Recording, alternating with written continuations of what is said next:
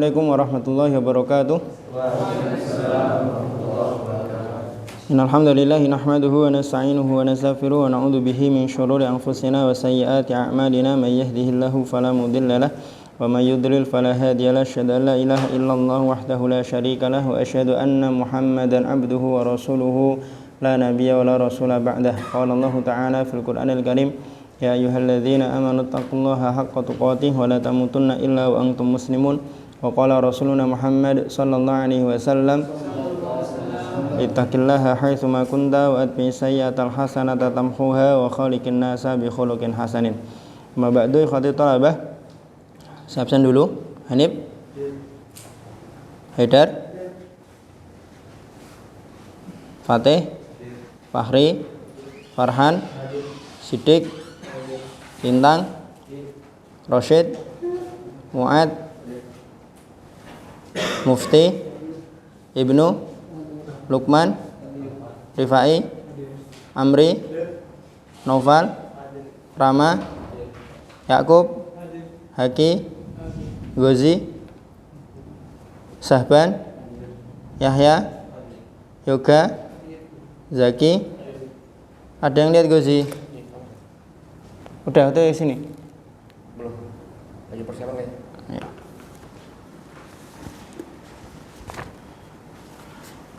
Sore hari ini kita akan membahas dan mengkaji satu tema yang merupakan uslub pertama dalam pengajaran atau pembelajaran Al-Quran dalam halaqat Qur'aniyah, yaitu uslubut talqin. Akan disampaikan materinya oleh Akhina Hasan Siddiq. Waktu dan tempat saya persilahkan.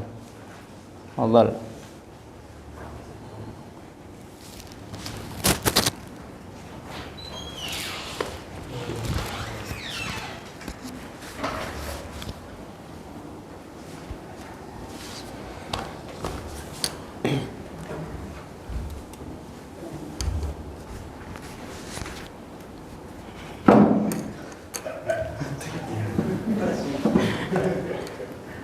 Bismillah, alhamdulillahirabbil alamin, wassalatu wassalamu ala habibina Mustafa Muhammadin wa ala alihi wa sahbihi ajma'in, amma ba'd. Di sini saya akan membahas pasal pertama, yang adalah uslubut talqin ataupun metode talqin. Yang pertama adalah makna talqin beserta dalilnya. Talqin secara istilah ini adalah tafhim atau memahamkan atau pemahaman Secara bahasa. iya, secara bahasa. Secara bahasa memahamkan. Kemudian secara istilah yang dia bersandar kepada penjelasan bahasanya. Secara istilah ini adalah seorang guru menjelaskan beberapa kalimat atau beberapa ayat Quran, kemudian setelah itu diulang oleh muridnya setelah guru tersebut selesai membacakan beberapa kalimat atau ayat tersebut, guna untuk memperbaiki kesalahan-kesalahan yang ada pada sang murid sebelum sang murid menghafal kalimat ataupun ayat-ayat Al-Quran. Adapun dalilnya, yakni fa'ala Jibril alaihissalam an Nabi sallallahu alaihi wasallam hina kana yanzilu bil wahyi alaihi, yaitu Jibril melakukan hal tersebut bersama Nabi pada saat Jibril turun membawa wahyu kepada Nabi Muhammad sallallahu alaihi wasallam. Fa yaqra'u Jibril wan Nabi sallallahu alaihi wasallam yastami'u ilaihi. Jibril alaihi salam membacakannya dan Nabi mendengarkan Jibril alaihi salam. Fa idzan tahabalaghu Nabi sallallahu alaihi wasallam lis sahabah. Maka pada saat Jibril selesai, maka Nabi sallallahu alaihi wasallam memberitahukannya kepada para sahabat, menjelaskannya kepada para sahabat. walqanahum iyyahu bil kaifiyah dzataha allati talaqaha an Jibril, yang dimana Nabi SAW mengikuti metode talqin yang digunakan oleh malaikat Jibril alaihissalam. Paham kan?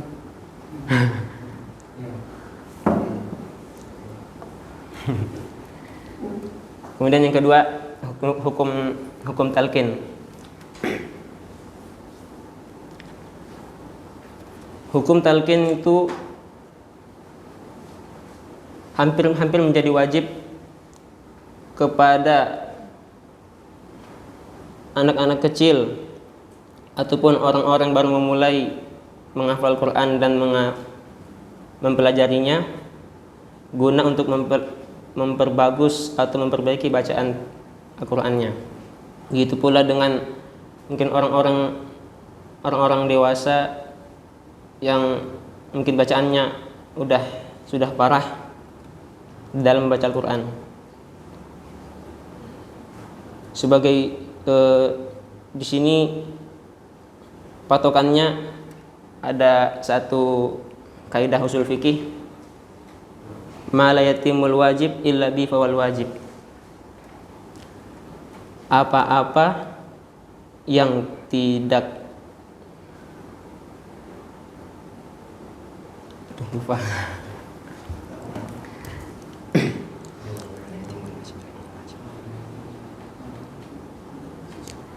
Apa-apa yang tidak gini. Deg-degan saya. Gimana? Apa-apa? Intinya gini. Ya, intinya gimana? Apabila ada satu kewajiban yang dimana kewajiban tersebut tidak bisa sampai kecuali dengan sesuatu tersebut, maka sesuatu tersebut menjadi wajib. Ya.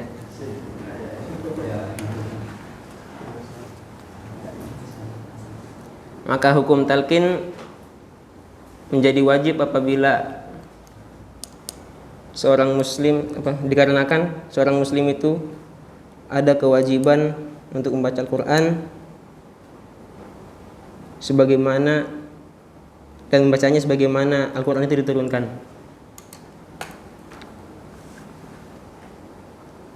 Ya, hukumnya wajib. Ya. Kemudian ahamiyatuhu, pentingnya metode talqin. Yang pertama adalah ittiba'ur Rasulullah SAW, adalah mengikuti Rasulullah SAW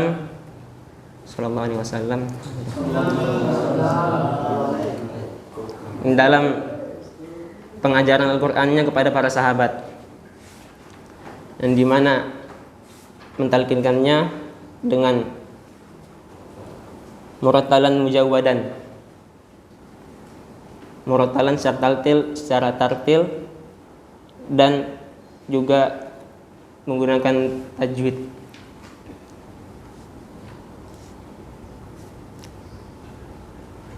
Kemudian juga kepentingan yang kedua adalah dengan metode talqin bisa memperkuat hubungan atau mempererat hubungan di antara guru dan talib, sehingga lebih memungkinkan untuk sang guru memperbaiki bacaan tilawah dan tajwid di dalam membaca Al-Qur'an Al-Karim.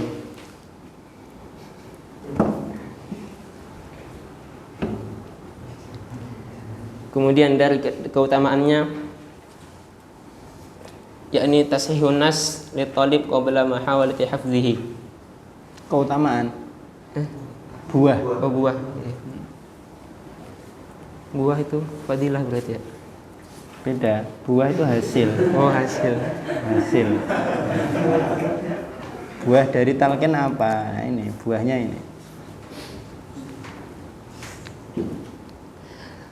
Buahnya itu adalah atau hasilnya perbaikan bacaan Al-Quran dari murid sebelum murid tersebut mulai menghafalkannya, kurang lebih begitu.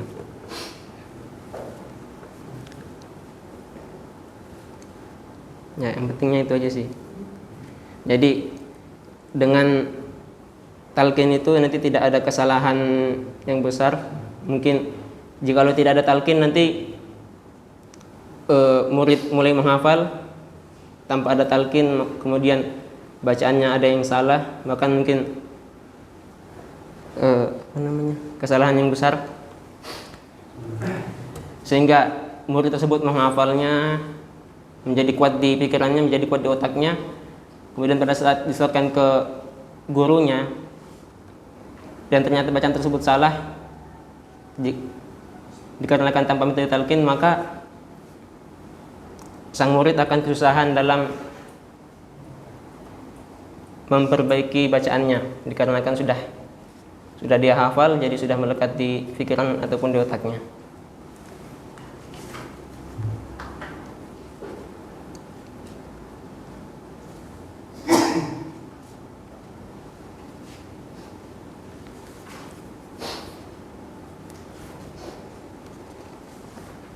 Maka dari itu hendaknya sang mu'alim lebih bersungguh-sungguh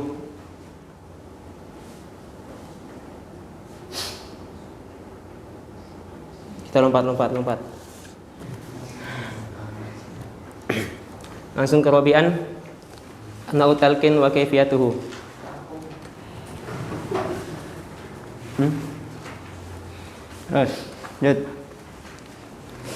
Macam-macam talqin dan juga cara-caranya. Yang pertama ini adalah talqin jama'i. Talqin jama'i khasun bi tullabil marahil mubtadi'ah wa sigharul muta'allimin mimman la yuhsinuna tilawah au tuksiru akhta'uhum fiha. Talqin jamaah itu adalah metode yang khusus untuk murid-murid yang masih dalam tahap awal.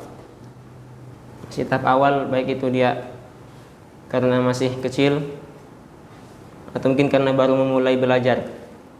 Begitu pula dengan yang bacaan Al-Qur'annya belum bagus, maka metode talqin jama'i adalah metode yang khusus buat mereka. Begitu pula dengan orang-orang yang masih banyak kesalahan di dalam membaca Al-Qur'an.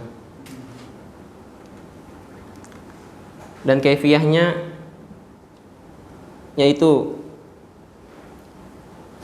an yakumal mu'allim bitilawatil ayah awil muqatta' al-Qur'an bitamahhulin wa wuduhin. Ini seorang guru membacakan beberapa ayat atau potongan-potongan ayat Al-Qur'an dengan perlahan dan dengan jelas. Dan kemudian summa yatlubu minatullab turaddidu ma sami'uhu ba'da faraghahu. Kemudian sang guru meminta kepada salah satu murid kepada para murid untuk mengulang apa yang telah mereka dengar setelah guru tersebut selesai membacakannya.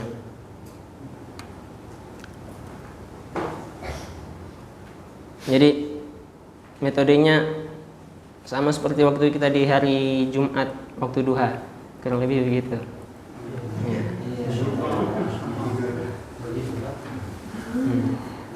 Ya, nanti yang lihat videonya yang sini aja yang paham ya kan.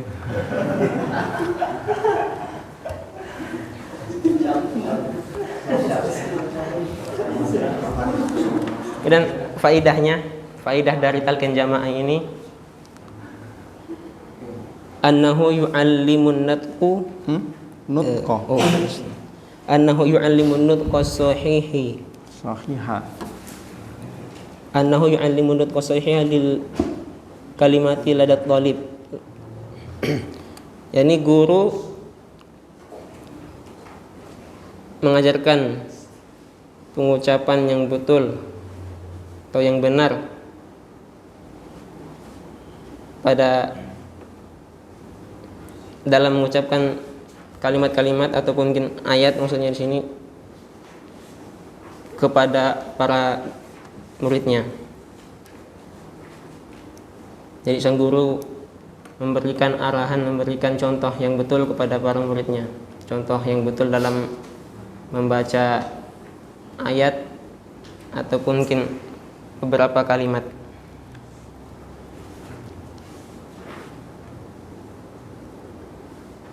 Dengan itu maka murid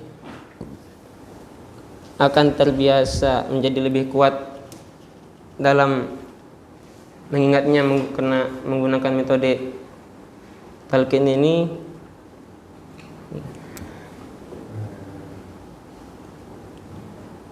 Apa ini jelasan Pak?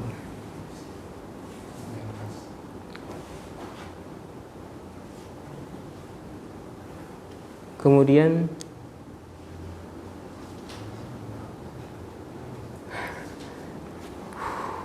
paragraf paling akhir tuh. Wa taqilu ahamiyat talqin. Kapan talqin jamaah ini boleh untuk dikurangi?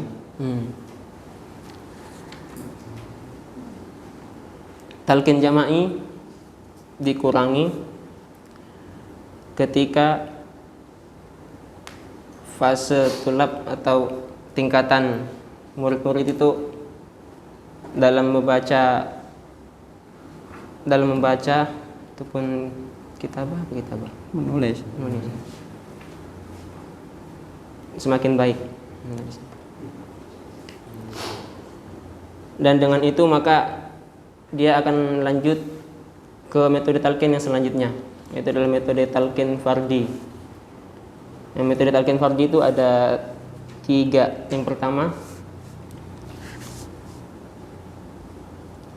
yakumul mudarris bitalawati surah as-saghirah awil muqatta' ayatan aw jumlatan amamat tilmidhihi dunal halaqah bisautin wadihin.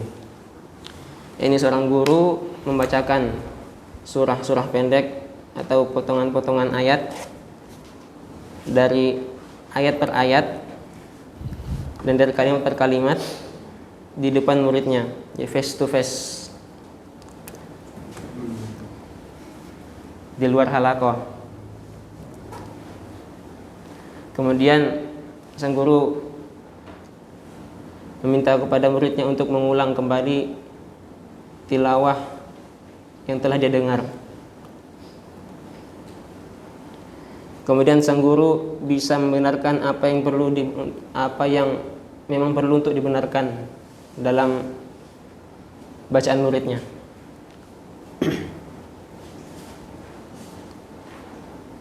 Itu metode yang pertama. Jadi metodenya face to face, kemudian sang guru membacanya secara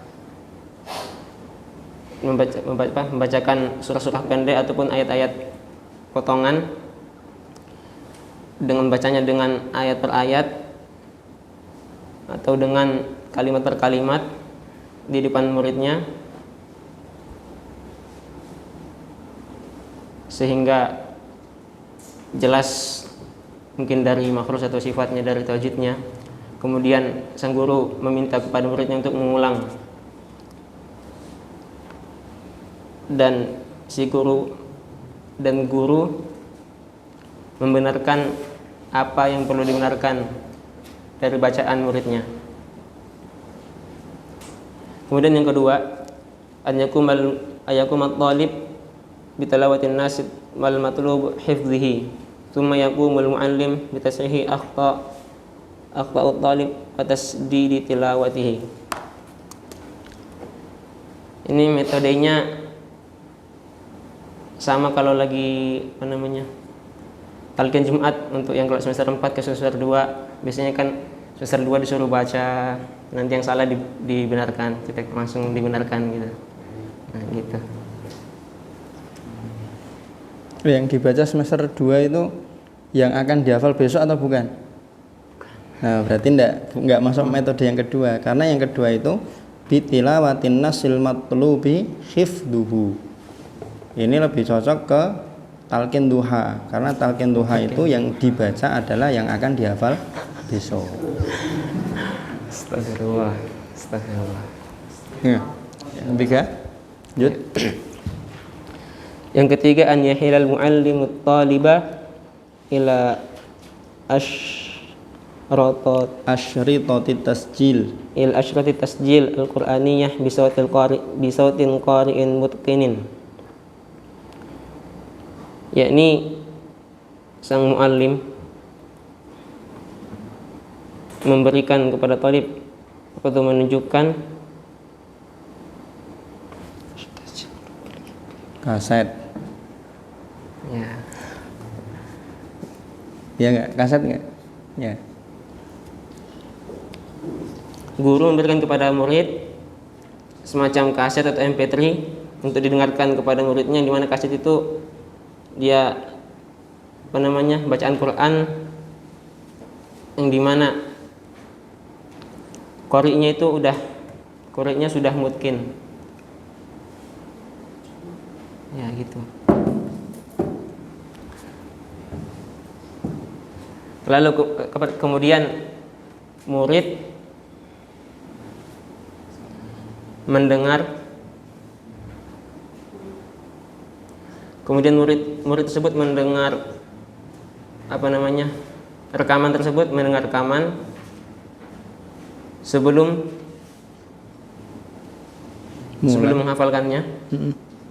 Mendengar rekaman tersebut sebelum menghafalkannya, kemudian sang murid yang membenarkan sendiri bacaannya. Itu metode yang ketiga. Kemudian kita lanjut, yang selanjutnya adalah kamiyatut talqin wa mustawiyatuhu.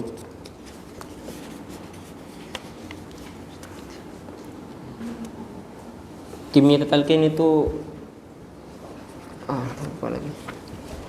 Kuantitas talqin dan tingkatan-tingkatannya.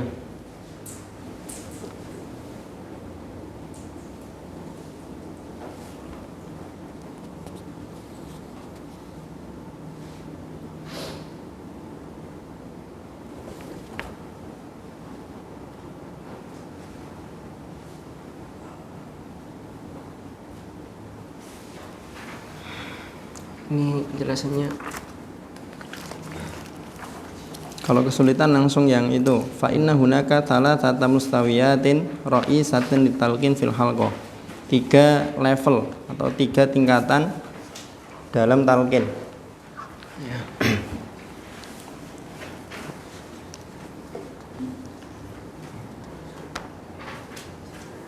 Tingkatan-tingkatan dalam metode tingkatan talqin dalam halaqah Qur'aniyah.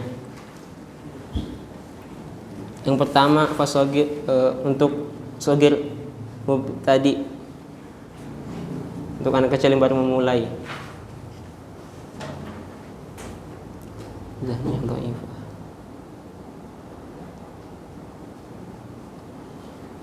Ini metode talqinnya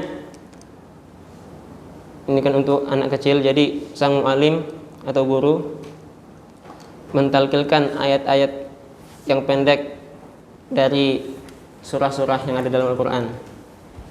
Kemudian guru tidak membebankan menghafalnya lebih dari 1 surah. Wala yukallafu Wala yukallafu bi hifdzi aktsar min suratin minha fil marratil wahidati. Kemudian tidak dibebankan kepada murid untuk menghafal lebih daripada satu surah yang pendek-pendek tadi dalam satu waktu. Jadi guru mentalkan kepada muridnya yang masih murid-muridnya masih baru memulai, masih anak kecil, ditalkilkan ayat per ayat dari ayat-ayat dari surah-surah Al-Qur'an yang pendek, dan setelah itu muridnya tidak ditekankan atau tidak dibebankan untuk menghafal lebih daripada satu surah yang telah ditalkilkan dalam satu waktu.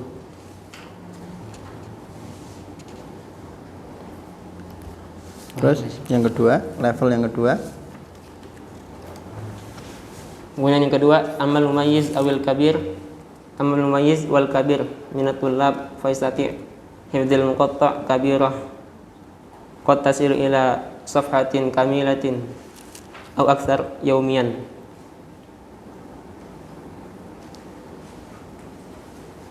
Ya, ini adalah mumayyiz wal kabir, ya anak-anak orang yang sudah mumayyiz atau mungkin sudah besar, yang dimana fahad aidan yu'ta ma yutanasab wa taqah al-hifdzi ladaihi. Untuk untuk orang mumayyiz atau yang sudah besar, itu juga sudah bisa sudah bisa menghafal muqatta' kabirah, mungkin potongan-potongan Al-Qur'an yang lebih besar, yang lebih banyak, yang dimana mungkin itu potongannya sampai satu halaman full atau bisa lebih dalam satu hari. Jadi sama ditalkinkan, akan tapi jumlahnya lebih banyak. Kalau tadi yang shogir hanya satu surah pendek, ada hitun ayat per ayat, maka yang ini lebih banyak, mungkin satu halaman atau bisa jadi lebih, yang dimana murid tersebut bisa menghafalnya dalam sehari. Kemudian yang ketiga,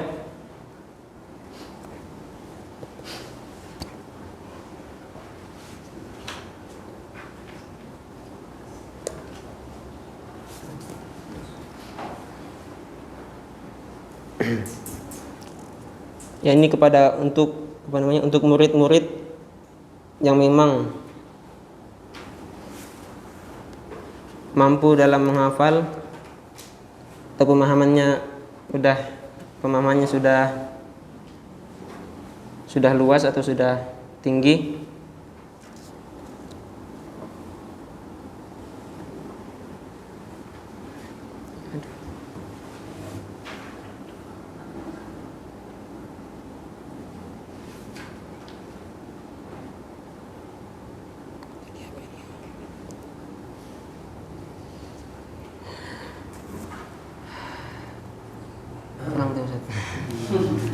Yang ketiga ini level yang paling tinggi. Murid-muridnya itu cerdas. Murid-muridnya itu pilihan, mereka pemahamannya kuat, hafalannya juga cepat. Ini yang ketiga. Tanpa membedakan usia dan kelas sekolahnya. Mungkin di rumah Quran, satu halaqah itu ada yang masih SD, ada yang masih SMP, ada yang sudah SMA, ada yang mahasiswa, bahkan ada yang orang tua. Nah, nanti pengklasifikasiannya nanti dilihat, kalau memang walaupun beda usia tapi secara pemahaman dan hafalan itu setingkat, maka mereka nanti dimasukkan ke golongan yang ketiga ini. Gitu. Terus lanjut. Kita lanjut. Qiyasut taqatil hifdzi ladat talib. Mengukur kemampuan hafalan para siswa. Wala yatimu hadza lil muallim illa biktishafihi taqatal hifdzi lada kulli talibin. La yatimu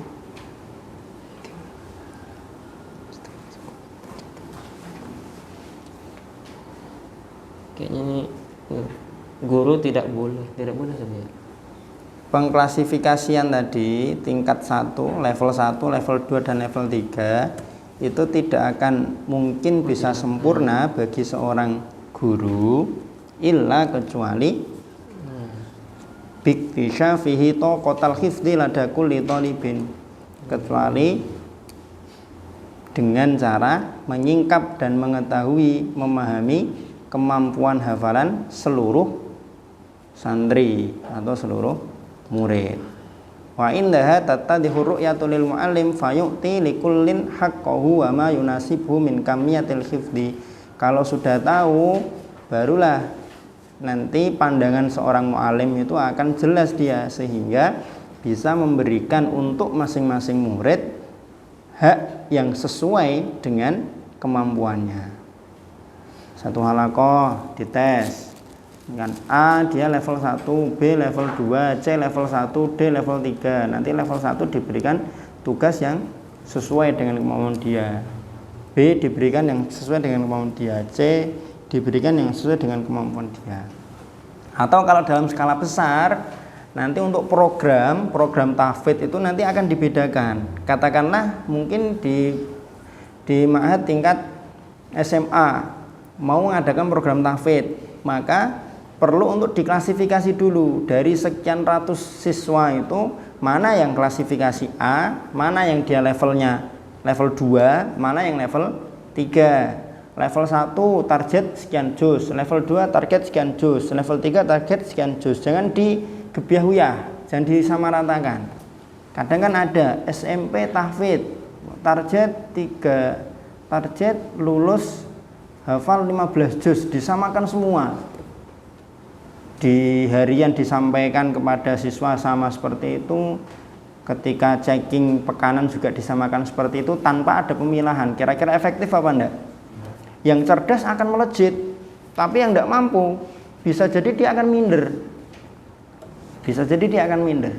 Ya ada sih kemungkinan dia termotivasi, tapi kan ya namanya manusia tidak semua termotivasi dengan temannya yang punya prestasi tinggi. Ada yang malah justru minder, kayaknya memang saya ini nggak cocok untuk program ini, sudahlah biar mereka aja yang gitu kan. Langsung ke kaifiahnya. Bagaimana cara mengukur kemampuannya? Sudah antum baca? Sudah ya. Fadhol dijelaskan. Secara global aja yang antum pahami bagaimana cara mengukur kemampuan hafalan santri dari bacaan antum. Ya, guru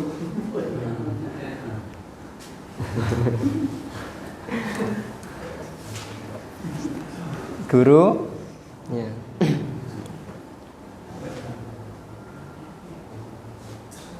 Lanjutkan, guru Ya, sebentar. Oh sebentar ya.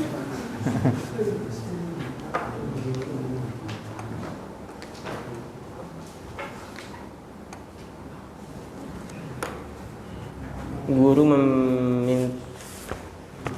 memerintahkan muridnya, murid yang halaqah untuk menghafalkan potongan ayat Al-Quran yang sudah ditunjuk atau mungkin sudah ditugaskan untuk imam dihafalkan,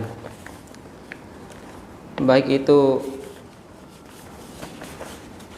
tadi muqatta'ah ataupun shafhah wahidah, yang dimana ditentukan waktunya dalam satu waktu.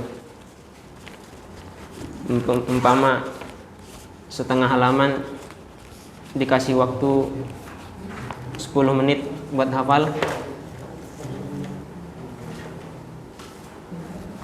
kemudian santri mengerjakannya. Setelah selesai 10 menit, maka nanti guru akan mengetahui siapa murid-murid yang mampu, yang selesai menghafalnya, dan siapa juga yang santri-santri yang tidak mampu atau tidak selesai menghafal yang telah ditugaskan tadi. Nah, dengan metode itu dengan metode memberikan jangka waktu. Jadi gurunya tahu siapa yang mampu menghafal dengan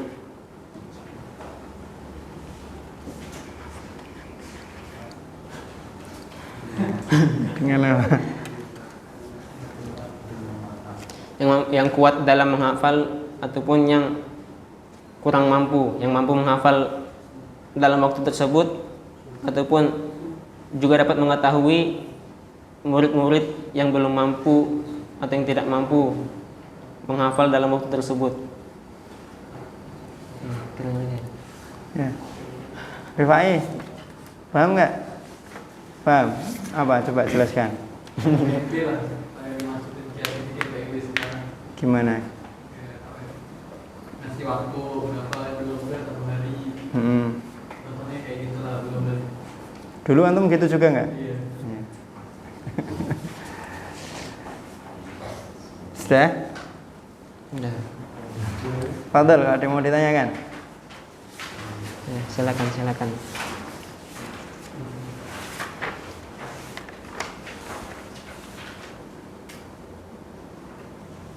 Ya, silakan ditanya. Grogi aku ini banyak. Ya. Berarti kalau misalnya kan udah tahu kemampuannya itu kan itu berarti metodenya disamain atau nanti metodenya dibedain.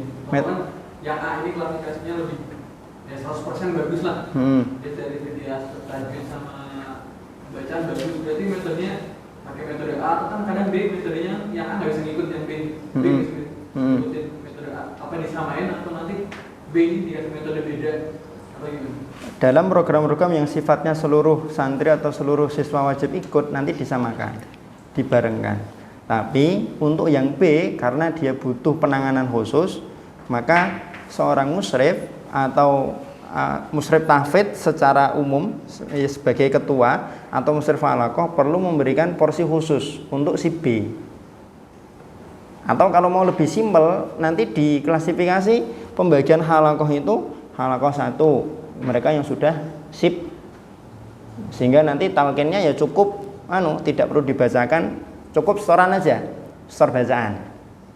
B, pertengahan dikasih contoh tapi sesekali waktu aja. Yang C ini yang parah, memang perawatannya ekstra, maka yang C ini nanti satu halaqah khusus, musyrifnya juga nanti diberitahu ini yang kamu ampu anak-anak istimewa, maka kamu dalam menangani mereka juga harus dengan cara yang istimewa, kan gitu.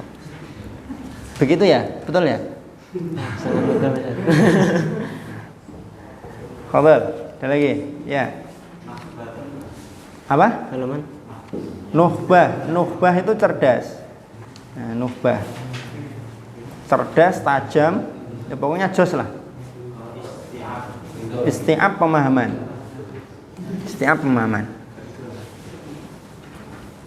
Ya. Istighdam. Apa? Istighdam San. Halaman 59. Istighdam 2, 3, 4. Ma'astighdami amil tahfiz al-munasib itu ya. Istighdam. Enggak tartiin. Kayaknya enggak penting. Itu kan tadi pagi sudah ada pas definisi manhaj. Manhaj itu apa tadi pagi?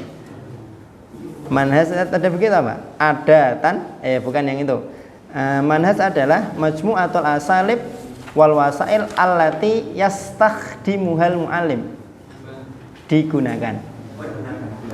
Kumpulan uslub dan wasilah yang digunakan oleh seorang muallim dalam pengajaran Al-Quran.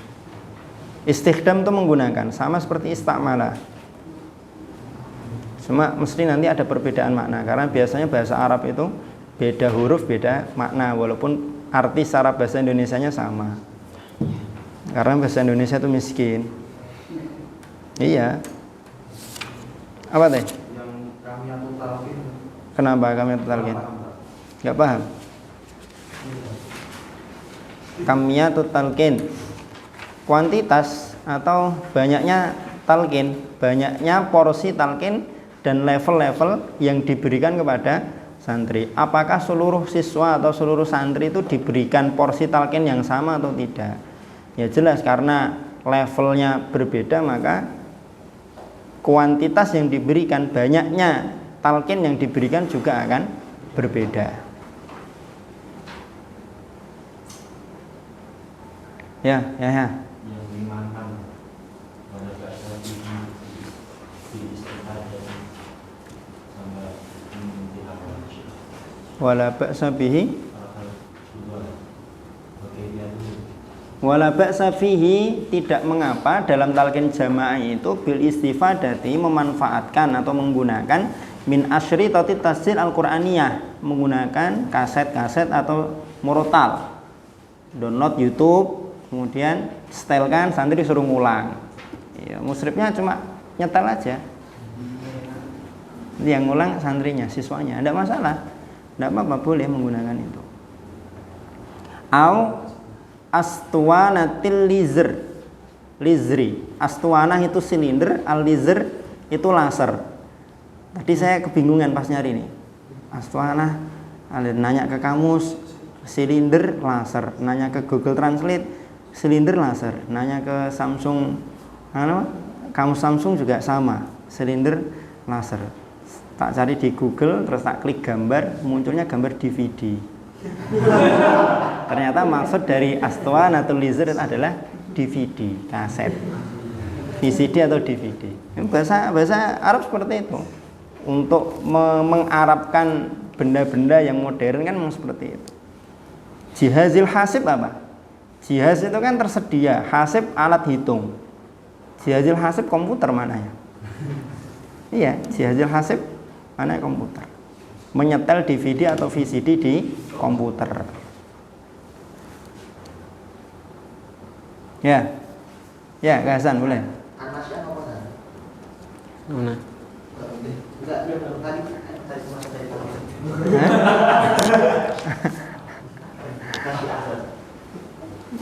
Mana? Halaman berapa? Tadi pagi nanya ke Farhan. Kenapa kok kelewat antum? Tadi pagi tidur.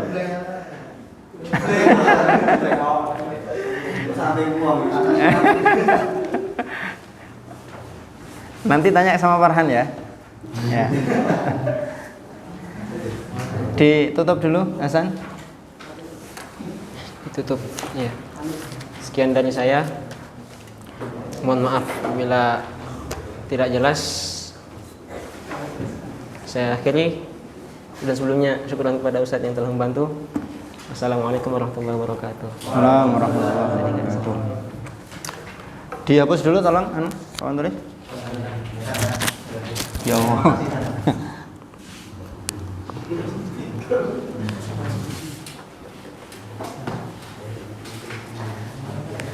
Tasmi' lintang ya. Sudah antum baca berapa kali? Baru sekali. Sudah paham? Gimana? Sekian terus. Untuk yang lain saya sarankan minimal antum baca 3 kali. Saya aja membaca materi yang mau kita bahas ini paling tidak 3 kali. Iya betul. Pertama baca, nyari yang nggak tahu kosakatanya, terus tak terjemahkan. Yang kedua baca lagi sudah paham apa belum. Yang ketiga ngamati sudah sesuai dengan ininya apa belum, apa siakul kalamnya apa belum. Yang lain yang masih jauh jatahnya setidaknya bacanya 3 kali lah. Oke, kita ringkaskan untuk mabahas yang pertama, uslubut talqin.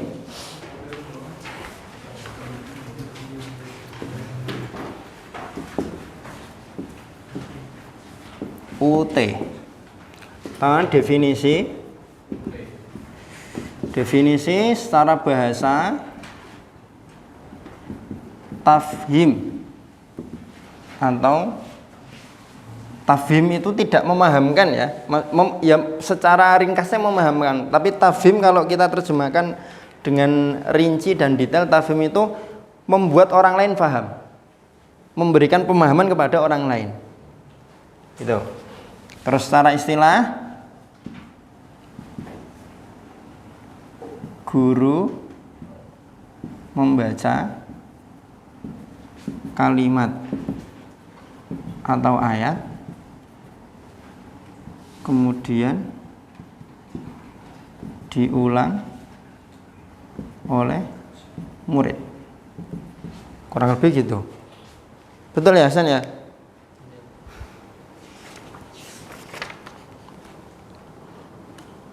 Ayan tikal muallimu bil kalimati awil ayatil qur'aniyah fayuraddiduha thalib min ba'di.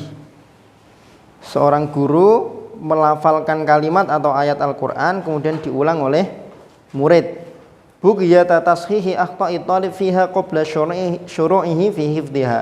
Dengan tujuan untuk memperbaiki kesalahan santri dalam bacaannya sebelum dia memulai hafalan.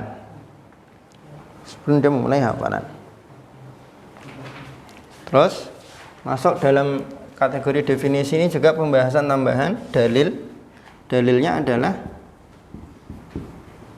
malaikat Jibril dengan Rasulullah Shallallahu Alaihi Wasallam.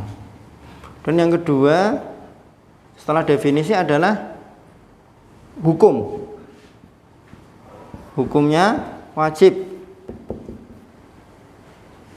baik untuk pemula, apalagi untuk orang yang masih banyak salah dalam membaca Al-Quran.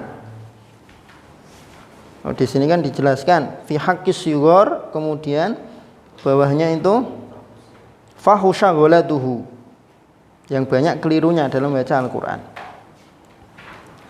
Dari mana diambilkan hukum wajib ini? Dari satu kaidah bahwa sesuatu yang wajib kalau tidak sempurna tanpa suatu penyokong, maka penyokong kewajiban itu menjadi wajib. Sedangkan membaca Al-Quran sebagaimana dia diturunkan hukumnya wajib. Nah, talqin itu menjadi salah satu penyokong supaya santri atau murid atau manusia secara umum membaca Al-Quran sesuai dengan tajwid atau sebagaimana dia diturunkan. Kemudian berikutnya setelah hukum urgensi. Urgensinya ada 3. 1. Apa tadi? Ittiba kepada Rasulullah. Loh, piket? Hah? Jurus apa? Yang kedua, menguatkan kepercayaan kepada guru. Yang ketiga ini menghilangkan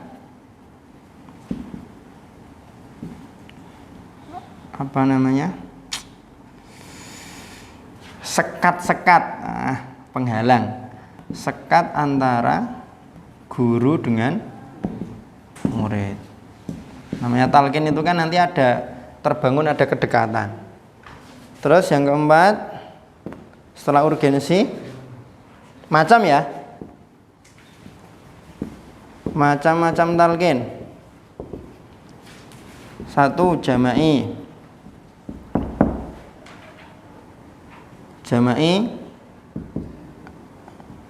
Jama'i adalah, nanti keluar di soal, talqin jama'i adalah guru atau ustadz membaca kemudian diulang oleh seluruh santrinya.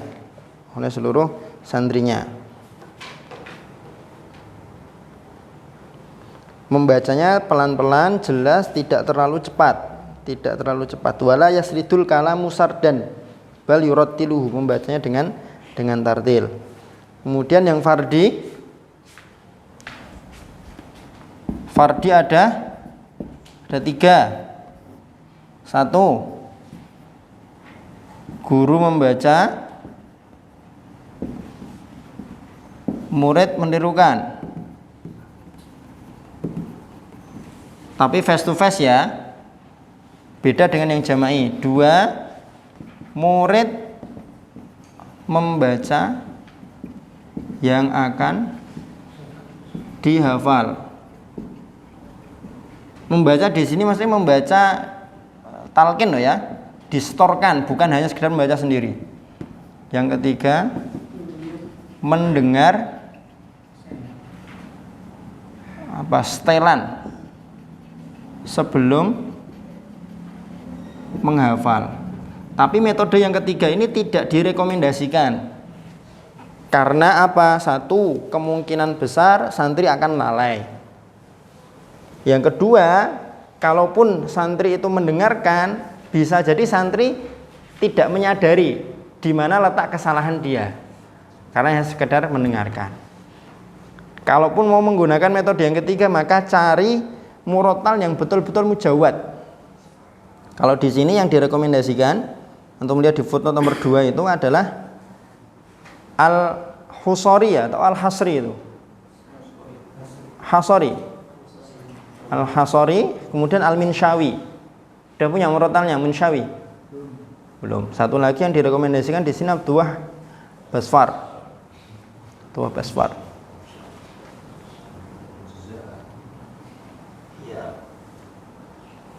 Terus yang kelima, pembahasan yang terakhir dari uslub talqin adalah kaitannya dengan kuantitas dan level talqin. Levelnya ada 3. 1, paling rendah. Paling rendah ini adalah shighar mubtadiin. Shighar mubtadiin, anak-anak kecil atau para pemula. Standarnya itu standar tahsin ya, bukan standar usia. Kalaupun misalkan usianya itu 5 tahun tapi tahsinnya sudah ngalahkan santri Nasrul Quran, ya berarti nanti talqinnya dia masuk ke level berikutnya. Pertengahan ini adalah al-mumayyiz, al-kabir. Kalau yang pertama tadi kan shogir mubtadi, pemula. Yang ketiga adalah nuhbah atau pilihan, orang-orang istimewa, cerdas, jos, gandos. Yang ketiga. Untuk yang pertama direkomendasikan hanya 1 ayat atau surat pendek. Yang kedua, yang pertengahan rekomendasinya 1 halaman. Yang ketiga boleh lebih dari 1 halaman.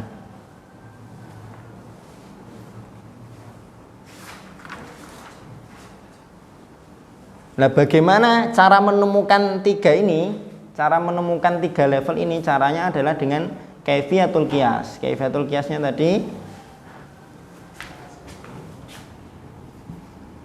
cara tentukan waktu atau durasi, tentukan ayat atau surat atau halaman. Nah, terus kemudian suruh ngafal atau baca. Nah, sebelum 3 langkah ini maka tentukan ininya, standarnya. Standar level 1, standar level 2 dan standar level 3. Standar level 1 misalkan kalau untuk bacaan level 1 itu kalau masih banyak lahan jali, itu level 1 misalkan. Atau bacanya masih diseret, nah itu level 1. Level 2 misalkan sudah lancar membaca, tapi panjang pendeknya yang masih jatuh. Atau mungkin panjang pendeknya sudah beres, tapi sifat dan makhorijnya tidak tepat. Nah, level 3 mungkin, level 3 adalah yang sudah tinggal poles dikit-dikit aja. Shot itu sebenarnya dia agak naik ke pojok kanan, tapi dia masih naik kurang ke pojok kanan misalkan. Nah, itu nanti levelingnya bisa disesuaikan dengan tempat dan objek di mana konsep yang kita buat kaitan dengan talqin ini diterapkan. Itu. Kendalanya biasanya nanti di pengampu. Antum belajar baca Quran di masjid atau di musola. Yang daftar banyak, mbok-mbok. Ada 25. Antum sendirian. Sulit itu nanti. Mau ndak mau metode yang digunakan ya antum sendiri dikelilingi mbok-mbok itu, kemudian baca bergilir satu-satu.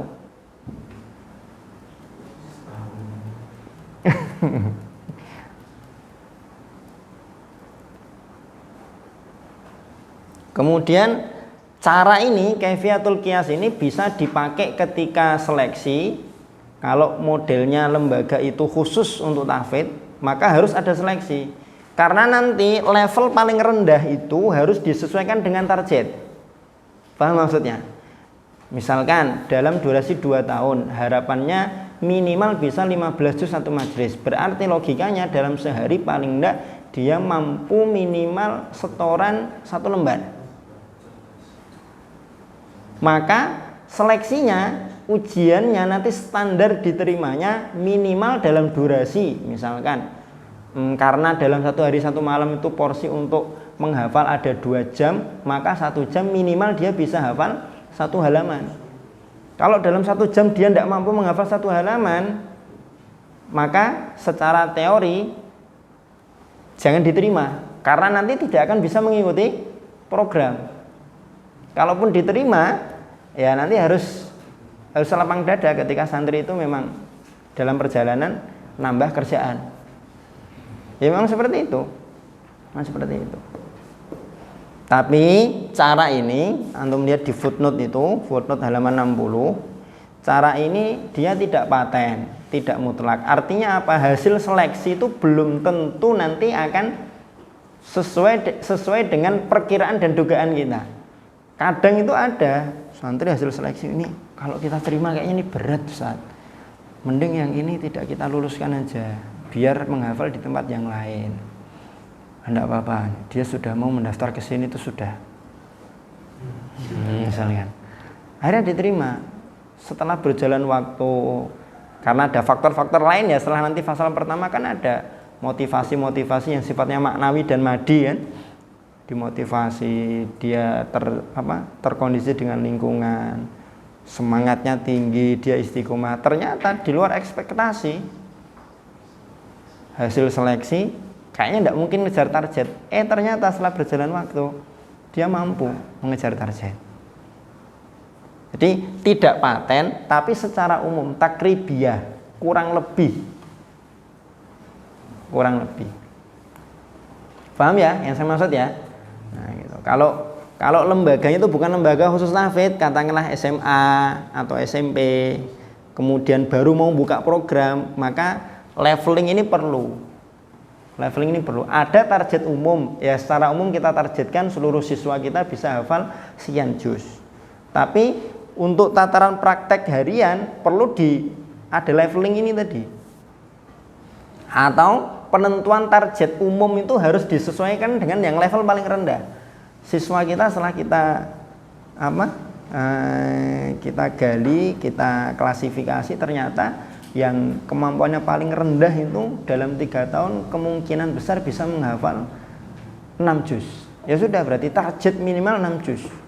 Tanpa membatasi yang cerdas-cerdas. Target minimal 6 juz, diharapkan bisa 15 juz. Itu kan lebih elegan daripada 15 juz. Insya Allah siswa-siswi kami setelah diwisuda, hafalan kamu berapa? Mau bilang 15, kayaknya nggak ada, kan? Bilang 15, kan gitu. Rahasia ilahi nanti jadinya. Ini talqin. Uslub yang pertama. Fadhol, kalau ada yang mau di istifsar lagi, perlu diperjelas lagi, silahkan. Apa? Ya, wala yasridul kalam. Yasridul kalam itu yang namanya talqin itu kan harus pelan-pelan dan dengan suara yang jelas, jangan bulet. Talqin tapi terlalu cepat atau terlalu bersemangat sampai dua huruf itu ketumpuk. Makanya kan Rasulullah itu tilawahnya kan dia mufassaratan harfan, huruf per hurufnya itu jelas. Huruf per hurufnya jelas. Yang namanya juga talqin kan. Nah, talqin tapi bacanya kayak orang ujian 30 juz satu majelis. Tadwir, ya nggak jadi talqin dong. Ya.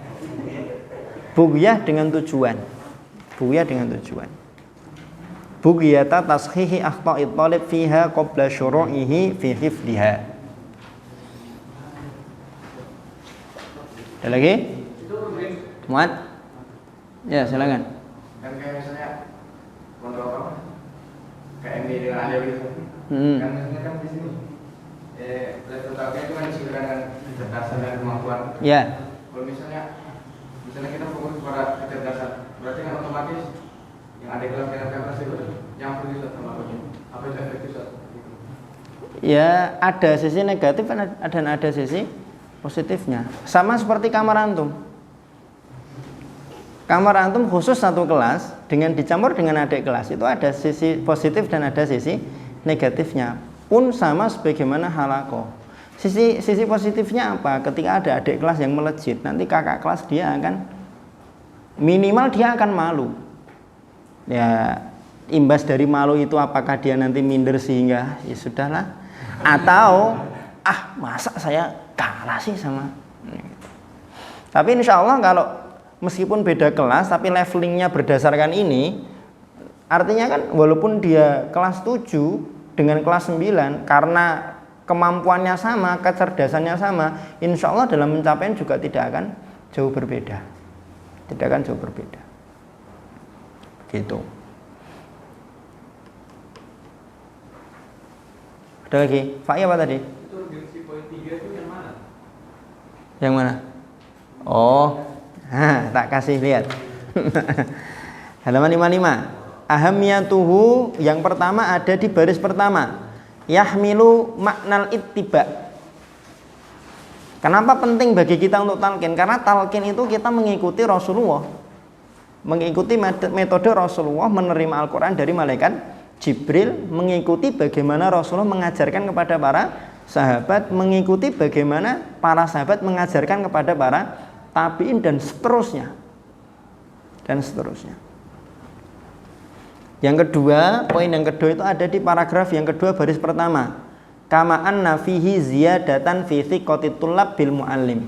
Akan menambahkan kepercayaan santri kepada gurunya, kepada musyrifnya. Terus poin yang ketiga ada di baris yang kedua. Warof'an, bawahnya fi thiqah itu kan ada warof'an.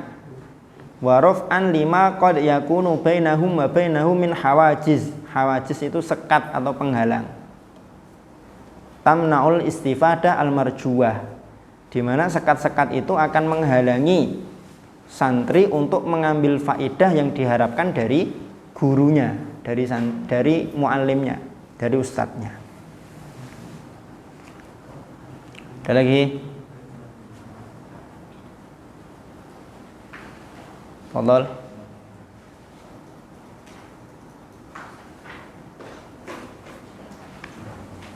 Ya.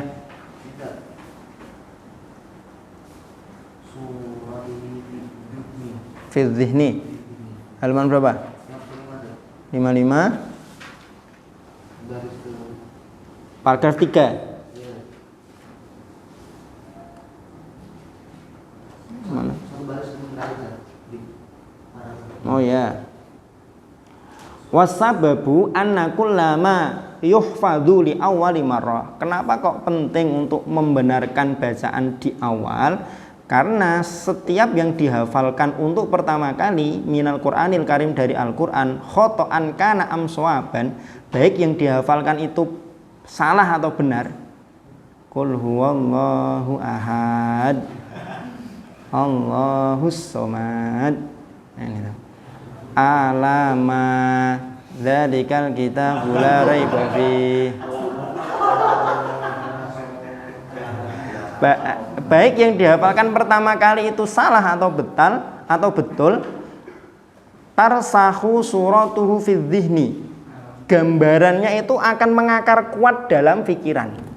Tarsahu itu mengakar, suratuhu bentuk atau gambarannya fi dzihni dalam pikiran, dalam benak. Wa yajri 'ala lisani awwala ma yajri, dan lisan itu akan terbiasa melafalkan sebagaimana pertama kali dia mendapatkan ayat tersebut. Ini. Was-samaa'i wat-thariq. Kalau udah terlanjur pertama kali ngafalnya seperti itu, nanti akan sulit untuk memperbaiki, karena yang pertama kali tergambar di sini ya seperti itu, dan lisan udah terlanjur terbiasa melafalkan itu. Wa yahtaju ghairu sahihi minhu ghaliban ila fatratin tawilatin litaskhihihi, dan yang tidak betul, yang ghairu sahih itu butuh masa yang panjang untuk membenarkannya. Fadhal.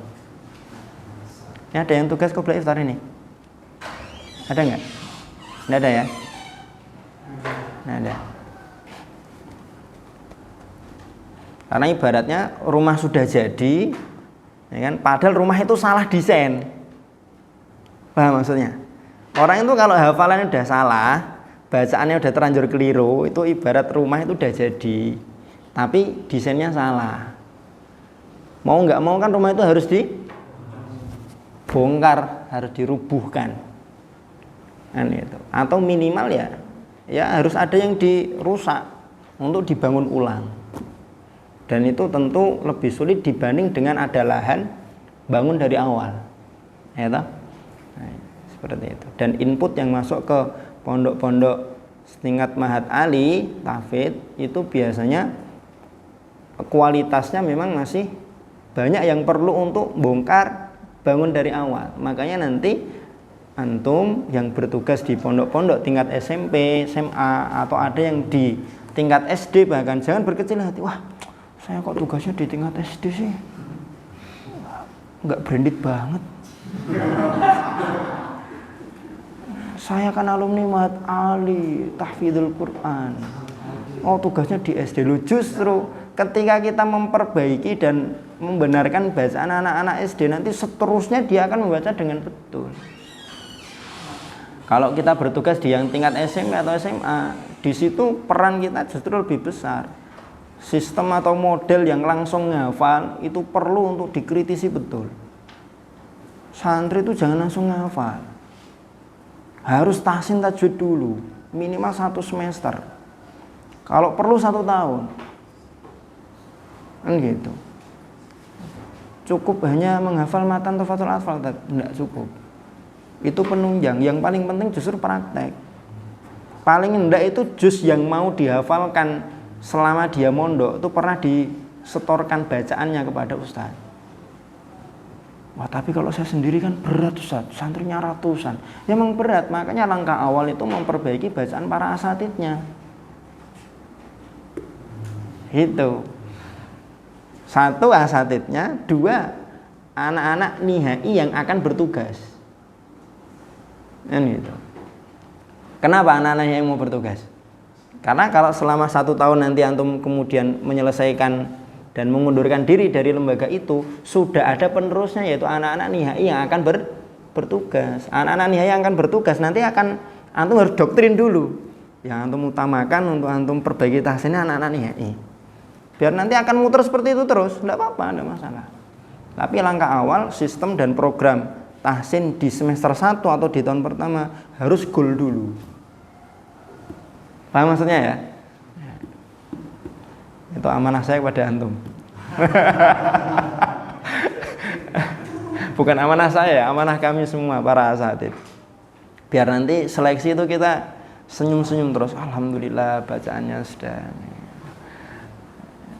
Daftar di bawah kuota yang kita inginkan, bacaannya juga nggak diterima gimana, diterima kok kayaknya PR-nya besar ini gitu. Padahal ada lagi. Ya. Ini halaman 58. Yang mana? Paragraf ketiga. Ya. Sama sub judul yang baru. Ro'isah. Mustawiyat ro'isah itu level pokok, maksudnya level inti dari halaqah itu ada 3. Kalau mau dibuat 10 level bisa, tapi intinya ada 3 level, ada 3 tingkat. Kalau mau dibuat 10 enggak apa-apa, disesuaikan dengan nanti jumlah pengampu. Oh, kita punya tenaga pengampu banyak, oke, sip. Lebih baik diminimalisir halaqahnya, levelingnya dibuat lebih banyak, sehingga nanti akan lebih efektif. Paham maksudnya? Nah, itu. Kalau paragraf yang ketiga itu intinya tuh saya tak bacakan. Wa innaka la tajidu dimnal halqatil wahidati tafawutan ajiban fi taqatil khifdi bainat tullab. Sesungguhnya kamu muallim akan mendapati bahwa di dalam satu halaqah itu terdapat keragaman yang menakjubkan. Dalam hal apa? Fi taqatil khifdi bainat tullab, kaitannya dengan kemampuan hafalannya para santri. Wa huwa amrun tabi'iyun la gharabata fihi. Kamu nanti nggak usah kaget kalau lihat seperti itu. Ini santri kok udah diulang-ulang diajari caranya, saya itu ujung lidah ketemu dengan kok nggak bisa. Nggak usah kaget. Memang kadang itu ada orang yang teori di sini untuk ke sini itu mah agak lama. Butuh loading dia. Mungkin wifi-nya sebulan 50.000. Ada yang seperti itu memang modelnya, nggak usah kaget. Itu memang wajar dimanapun tempatnya, di Jawa atau di luar Jawa, di Indonesia atau di luar Indonesia, sama. Kisahnya yang kemarin disampaikan Ustadz Kutub itu kan, sekretaris MUI Jepara itu kan, sampai dipukul matanya sakit itu kan. Iya, modelnya orang-orang Mauritania. Lazimah kan seperti itu, santri dablek, dedel nggak bisa-bisa ya. Antum di sini mendengar Afan ya, ustadznya bilang Afan loh kepada santrinya. Iya kan? Afan ya, antum ini kayaknya masih belum standar juz ini, diulang ya. Enak itu. Ustadznya bilang Afan loh. Ustadz bilang Afan pada santri. Itu kalau antum masih sakit hati itu bangetan. Masih bangetan itu. Kalau di sana enggak, itu udah langsung ditutup itu.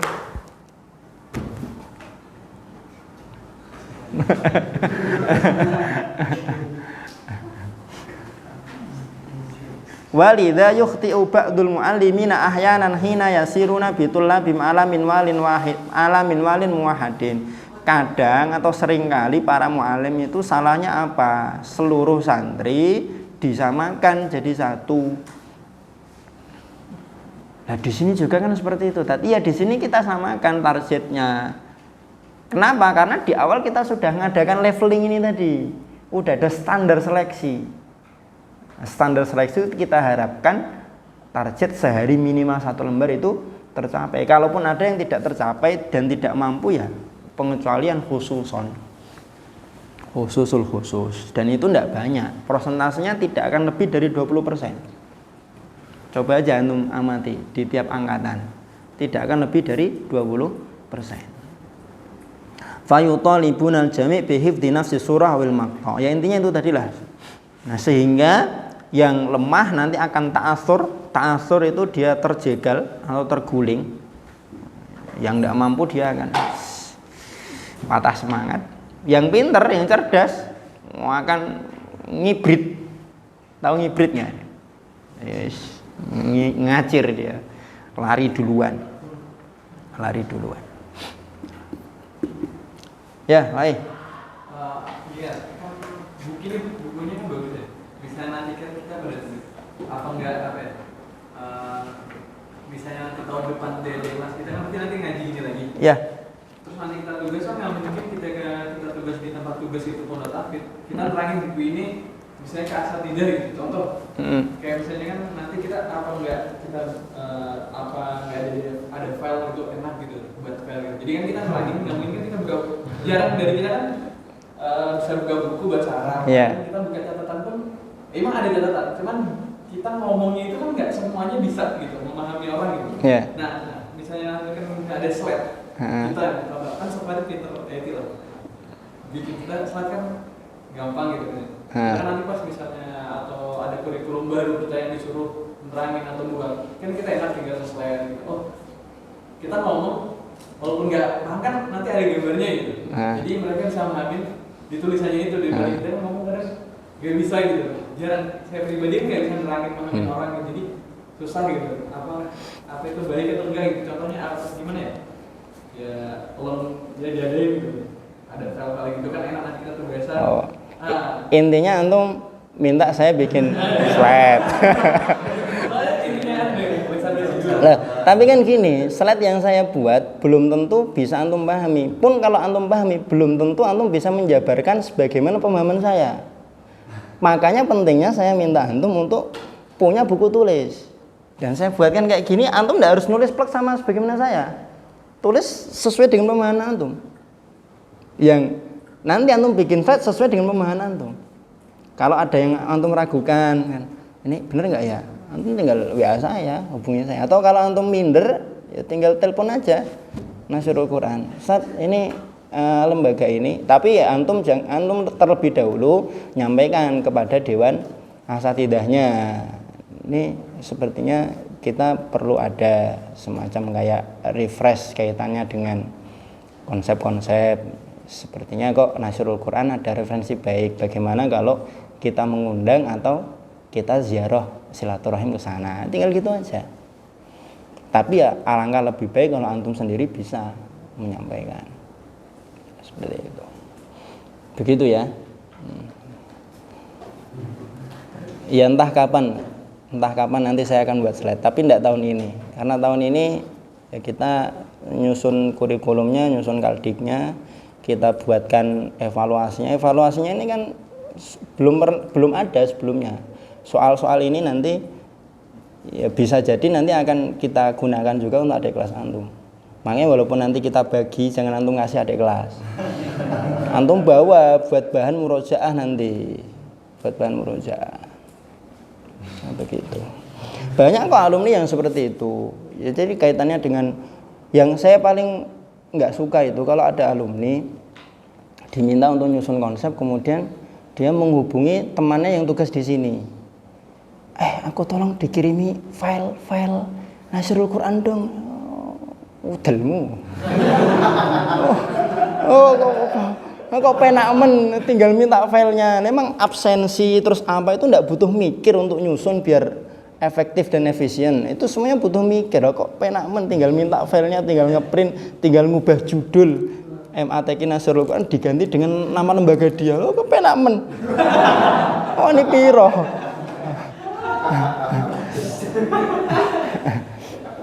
Dan memang yang sangat menjadi penunjang kalau antum nanti mau betul-betul menguasai konsep dan sampai pada tataran praktek, memang tidak sampai IT lah ya, minimal Microsoft Word sama Excel, minimal Word sama Excel gitu. Word sama Excel kayak absensi yang digunakan oleh para musyrif itu kan bikinnya pakai Excel kan gitu. Pakai Word juga bisa, tapi lebih efektif pakai Excel. Menyusun program, kemudian seperti misalkan kode etik itu kan juga butuh Word biar rapi. Ya walaupun setelah itu nanti di layout menggunakan media yang lain, tapi kan tentu di Word-nya harus rapi dulu. Begitu. Kursus tadi ya saya kursus. Saya bisa Word, bisa Excel, bisa PowerPoint, kursus. Awalnya otodidak, tapi merasa kayaknya kok nggak efektif ya. Ini kok banyak fungsi-fungsi yang ada di lembar kerja Word dan Excel yang nggak pernah saya klik nih. Padahal kan nggak mungkin tersedia di situ tanpa ada fungsinya. Adanya tersedia di situ ya mesti ada fungsinya. Nah, akhirnya saya kursus. Ya butuh uang, modal. Ya namanya lantana lul ilma illa bisitatin, salah satunya kan mal kan, harta butuh modal, begitu. Begitu ya Rifai ya. Cukup ya? Nanti dilanjutkan lagi kalau ada yang mau didiskusikan besok pagi. Uslubut tasmi. Uslubut tasmi akan disampaikan oleh Lintang, disiapkan dengan baik, dibaca-baca lagi. Kalau ada yang belum paham nanti ditanyakan. Begitu. Nahtatim liqa'ana hadzal masa bi qiraati du'a kafaratul majlis.